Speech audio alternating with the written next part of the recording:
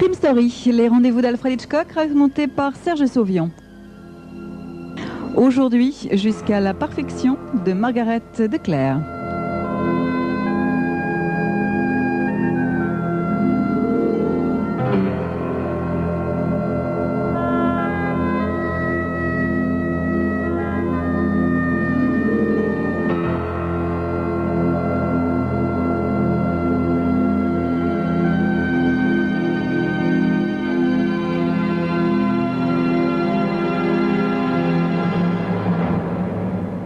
Il y a ceux qui redoutent l'heure du coucher parce qu'ils sont insomniaques, et les autres, guère plus chanceux, qui dorment, mais qui font des cauchemars. J'appartiens à la seconde catégorie. Remarquez, ce n'est pas de naissance, non, non. Je subis ces rêves aussi terrifiants qu'idiots depuis quelques années seulement. Depuis ce jour où, à moitié mort de faim et rongé de dettes, j'ai accepté l'invitation de tante Lisa. Une tante lointaine à laquelle j'envoyais une carte postale au fait, plus par habitude que par affection. Vous voyez ce que je veux dire. Bref, nos relations s'arrêtaient là, et ça aurait pu durer longtemps si elle ne m'avait invité à passer quelque temps chez elle. Comme je vous l'ai dit, je traversais une période de vache maigre. Aussi ai-je accepté son invitation. Je n'avais pas trop mauvaise conscience car elle m'expliquait qu'une vieille dame solitaire serait ravie d'un peu de jeunesse pour lui tenir compagnie. Son invitation comportait un mandat et un billet de train. Aujourd'hui, je me dis que j'aurais bien mieux fait de dépenser le mandat dans les cafés, dans les bars et dans les restaurants et de me faire rembourser le billet. Seulement, je ne l'ai pas fait. C'est ainsi que le surlendemain, je gravis le perron de tante Lisa et sonne à sa porte, sourire aux lèvres. Ah, comme c'est gentil à toi d'être venu. Mon Dieu, que c'est gentil, Bob. S'exclame-t-elle en m'embrassant. Mais c'est tout naturel, ma tante, dis-je en constatant que la vieille fille n'avait pas changé en 15 ans. Mais comment faites-vous pour ne pas vieillir, tantine? Ah, Bob, vil flatteur. Une gouvernante, apparemment née à la fin de la guerre de sécession, nous sert un déjeuner de fête. Les plats se succèdent. Je crois rêver sous le sourire attendri de tante Lisa. Je vois que tu apprécies la cuisine de Betty, mon garçon, me dit-elle au café. Tu pourras rester aussi longtemps que tu le désires. Je ne te demanderai seulement qu'une chose, Bob. Me rendre quelques petits services. Par exemple, promener Jackie et t'occuper un peu du jardin. Je regarde Jackie, un vieux teckel qui ressemble à un saucisson couvert de poils. Mais bien sûr, tantine, voyons, c'est la moindre des choses. Là-dessus, tante Lisa se lève et m'invite à passer au salon. Viens, Bob. Je vais te montrer mon nouveau violon d'Ingres. Arrivée au salon, elle ouvre un grand carton à dessin et étale une série de croquis sur la table. Ça fait 1 an que je m'y suis mise. Une véritable obsession. Bob, dis-moi, qu'est-ce que tu en penses? Franchement. Je regarde les dessins. Ils représentent tous la même chose. 4 pommes dans un bol de porcelaine. Ils ont été faits et refaits, gommés et regommés, jusqu'à ce que le papier en soit gris et sale. Je me torture les méninges dans l'espoir insensé de trouver un compliment. Vous avez vraiment saisi l'essence de ces pommes, tantine. C'est bien, c'est très très bien. Je suis heureuse que ça te plaise, Bob. Betty, ma gouvernante, n'arrête pas de me dire que je suis stupide de travailler si longtemps à ces natures mortes. Mais je ne peux pas m'arrêter. Je ne peux pas supporter l'idée de m'arrêter avant que ces pommes soient parfaites. Mais, vois-tu, mon petit Bob, la plus grande difficulté n'a pas été celle qu'on croit. Non. Le pire était que les pommes se desséchaient à la longue. J'avais beau les mettre dans le réfrigérateur, elles s'abîmaient au bout de 3 semaines. Heureusement, Betty a eu l'idée de les tremper dans de la cire fondue. Mais maintenant, vois-tu, j'aimerais dessiner autre chose. Ah oui? Quoi, par exemple, tantine? Le petit arbre qui est dans le jardin. Je vais m'y mettre cet après-midi, pendant que tu promèneras Jackie. 1 heure plus tard, je fais la tournée du village, pas très fier de tenir cette espèce de salami à poil en laisse, mais heureux d'avoir trouvé gîte et couvert. Au dîner, la belle humeur de tante Lisa s'est envolée. Je la trouve même plutôt hargneuse. Un problème, tantine? Ça, tu peux le dire, mon petit Bob. À cause de ce fichu vent, je ne suis pas parvenue à dessiner une seule feuille du petit arbre. C'était horrible, vois-tu. Le drame, c'est que je veux le dessiner. Je ne vois qu'une solution. Demain matin, tu le couperas et nous le placerons dans le salon. On le mettra dans une marmite de lait, comme ça, il tiendra longtemps avant de faner. Le lendemain matin, à 9 heures, tante Lisa taille ses crayons en regardant, ravie, son petit arbre planté au milieu de la moquette du salon. Comme j'adore le jardinage, j'en profite pour faire une grande toilette au parc qui entoure la maison. Au dîner, j'ai droit à quelques premières esquisses aussi obstinées et maladroites les unes que les autres. J'ai droit aussi à un billet de 20 $ délicatement plié dans la poche de mon veston. Si tu allais faire un petit tour au village, je crois que tu l'as bien mérité, mon petit Bob. Je ne me fais pas prier. 1 demi-heure plus tard, je suis accoudé au seul bar de l'endroit. C'est ainsi que je fais la connaissance de Michael, un type de mon âge qui a également vécu en Californie. Un type éminemment sympathique. Ne m'a-t-il pas promis de me présenter sa jeune sœur? Bref, comme dirait l'autre, tout s'annonce pour le mieux dans le meilleur des mondes. Une vie très agréable commence à s'organiser entre le travail au jardin, de copieux repas et des sorties en compagnie de Michael, Irma, sa petite amie, et bien entendu, Jenny, son adorable sœur cadette. Un après-midi, que je suis de meilleure humeur encore que d'habitude, je décide d'offrir un petit cadeau à ma tante. Oh, Bob, des poissons rouges, comme c'est gentil. Il ne fallait pas, mon petit Bob, il ne fallait pas. Allons, ma tante, c'est la moindre des choses, voyons. Malgré le lait et les soins de tantine, l'arbrisseau finit par faner. Heureusement, elle a son quantum de croquis. 37, si mes souvenirs sont exacts. C'est alors que la langueur la reprend. Qu'est-ce que je vais bien pouvoir dessiner maintenant, mon petit Bob? Pendant 2 jours, elle tourbillonne partout à la recherche du modèle, tandis que je fuis diplomatiquement dans le parc avec la panoplie du parfait jardinier. Le 3e jour, elle arbore un sourire éclatant. Ça y est, Bob, j'ai trouvé. Elle m'entraîne dans la cuisine, soulève le couvercle du congélateur et tâtonne dans ses profondeurs glacées. Vois-tu, le problème avec les poissons rouges, c'est qu'ils ne restent jamais en place. J'avais tout juste peur que le bocal ne se brise quand l'eau a gelé, dit-elle en exhibant mes poissons rouges pris dans la glace. Bon, le principal est que tante Lisa soit heureuse, n'est-ce pas? Et puis, je ne vais pas me pourrir la journée à cause de 2 poissons rouges gelés. N'empêche, 1 mois et une 50aine de croquis plus tard, tante Lisa se met à arpenter son domaine, les sourcils froncés. Mauvais signe, très mauvais signe.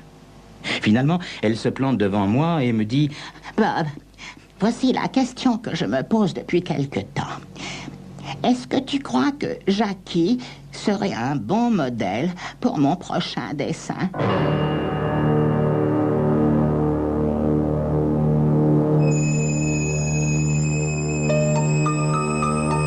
Là, j'avoue que je ne sais pas quoi répondre. Il est vrai que son saucisson à poil de clébard est moins remuant qu'un poisson rouge. Mais tante Lisa est tellement perfectionniste, comme vous allez vous en apercevoir dans quelques instants.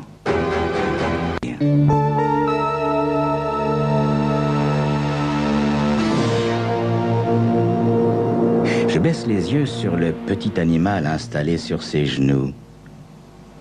Mais, Tantine, Jackie sera-t-il capable de rester suffisamment tranquille? Justement, c'est ce que je me demande, Bob. Je profite du silence de sa réflexion pour m'éclipser en douce, rejoindre Jenny, l'adorable sœur cadette de cet excellent Michael. Le lendemain, au petit déjeuner, tante Lisa me demande d'emmener Jackie promener et de le faire marcher jusqu'à l'épuisement. Elle le gavera quand je le ramènerai dans l'espoir que l'exercice et la nourriture l'assoupiront assez pour qu'il se tienne tranquille pendant qu'elle le croquera. C'est ainsi que Jackie et moi faisons au moins 4 fois le tour du village et de tous ses réverbères. Une fois rentré à la maison, Tantine le gorge de pâté, de riz et même de hamburger. Après son repas, Jackie s'étend sur le sol d'un air résolu. Tante Lisa le porte jusqu'au salon et le dépose dans un coin ensoleillé face à son chevalet. Au café, je trouve ma tante maussade. Maussade. Terriblement maussade. Ça n'a pas marché, le dessin, Tantine? Non, Bob, ça n'a pas marché du tout. Jackie n'a pas dormi comme prévu. Remarque, pour dormir, il a dormi. Le problème, vois-tu, c'est qu'il a rêvé aussi. Il n'a pas arrêté de halter, de s'agiter. Impossible de le dessiner. Soudain, il me semble voir des larmes briller dans les yeux de tante Lisa. Pauvre Jackie. J'ai failli lui donner une indigestion. Demain, j'irai lui acheter quelques petites choses pour me faire pardonner. C'est gentil de sa part, non? De ne pas en vouloir à son chien. Mais, connaissant l'importance qu'elle accorde à un dessin, je sais que ça ne durera pas. Le lendemain samedi, nous partons, Michael, sa copine, sa sœur et moi, pour une longue balade dans la campagne. Un excellent souvenir, d'ailleurs. Il fait nuit quand je rentre à la maison. Je remarque que toutes les lampes sont allumées et qu'il règne une grande confusion. En ouvrant la porte, je trouve tante Lisa debout dans le hall, en proie à une crise de nerfs. Betty, sa gouvernante, lui tapote affectueusement les mains en essayant de la calmer. « Oh, Bob, Bob !» s'exclame ma tante en m'apercevant. « Oh, Bob, c'est Jackie, Jackie, Jackie, il est mort. » Inconsciemment, j'avoue que je m'attendais à cette nouvelle. Oh, mais qu'est-ce qui s'est passé, tante Lisa? Je l'ai laissé sortir dans le jardin en fin d'après-midi. Au bout d'une heure, je me suis inquiétée. Je l'ai trouvé malade sous les rhododendrons. J'ai appelé le vétérinaire. Quand il est arrivé, Jackie était mort. Quelqu'un a dû l'empoisonner. Oh, pauvre Jackie. Je lui avais acheté un beau collier rouge avec une clochette, un manteau pour la pluie et une boîte de biscuits Régal Canin. Il adorait les biscuits Régal Canin. Oh, pauvre Jackie. En la réconfortant, je me demande qui aurait pu faire ça. Il ressemblait peut-être à un saucisson à poil, mais il n'aboyait ni ne mordait jamais. Pourquoi le tuer?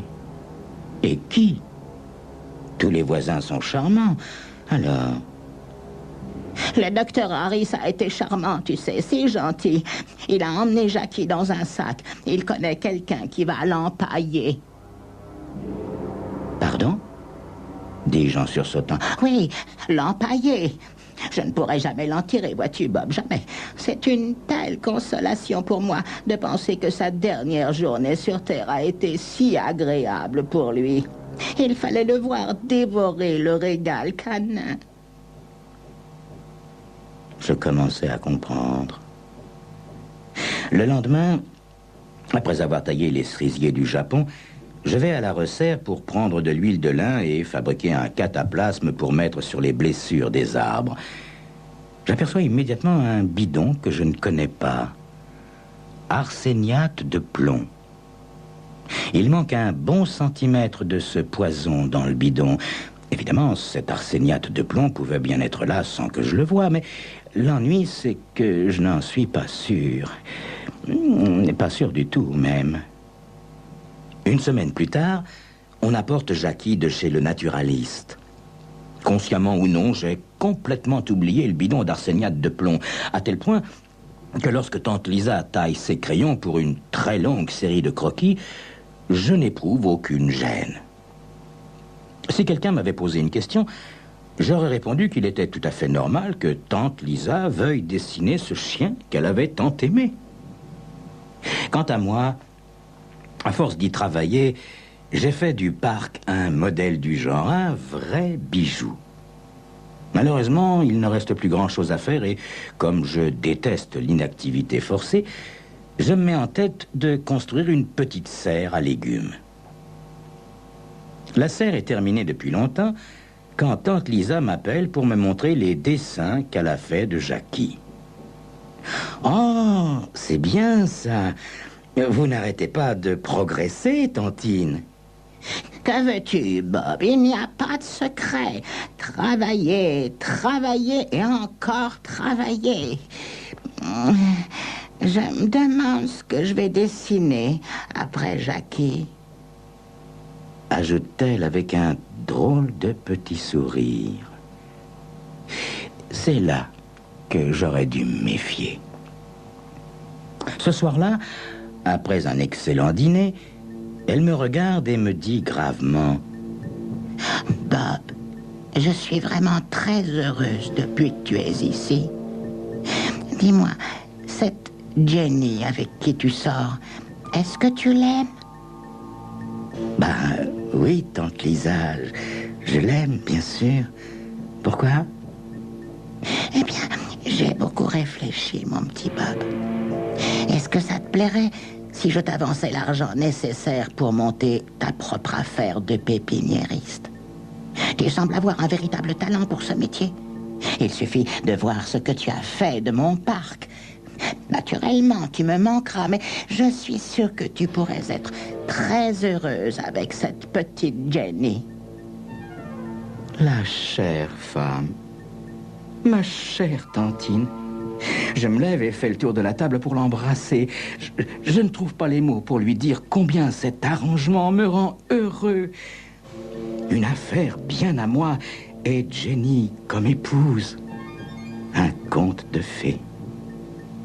Nous passons la soirée à discuter les plans de la pépinière, l'endroit, le stock, la publicité, autant de projets passionnants. Des années que je n'ai été aussi heureux. Lorsque je monte me coucher, je suis tellement excité que je redoute une insomnie. Je m'éveille vers 3 heures du matin avec une drôle de sensation. Comme si ce que j'ai soupçonné, ce que je me suis efforcé d'oublier, avait pris forme dans mon sommeil. Tante Lisa allait me tuer.